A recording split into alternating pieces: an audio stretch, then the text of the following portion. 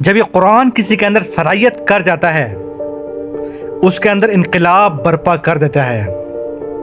This is the change from within, اندر سے تبدیلی، سوچ بدل گئی، نظریات بدل گئے، ویلیوز بدل گئیں۔ پہلے زندگی سب سے زیادہ متاع عزیز تھی، اب موت سے بڑھ کر کوئی شے نہیں ہے۔ تربیت کے اندر سب سے بڑا عنصر جو موجود ہے، انقلابی تربیت محمد رسول اللہ صلی اللہ علیہ وسلم کی، کہ قرآن کو زیادہ سے زیادہ ریپیٹیڈلی، کانسٹنٹلی اور کنٹینیوسلی اپنے اندر ہیمر کرتے رہنا، تازہ رکھنا ہے اس کو۔ یہ ہے سارا نظام۔ ایک ہاتھ میں قرآن اور ایک ہاتھ میں تلوار۔ انقلاب کی تکمیل تلوار سے ہوتی ہے۔ کتاب سے ایک جماعت بنتی ہے، قوت تیار ہوتی ہے۔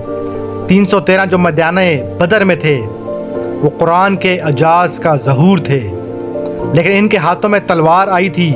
اب اس سے جدائی نہیں کریں گے۔ در حقیقت انقلاب محبت کی تکمیل میں یقیناً تلوار کا حصہ ہے۔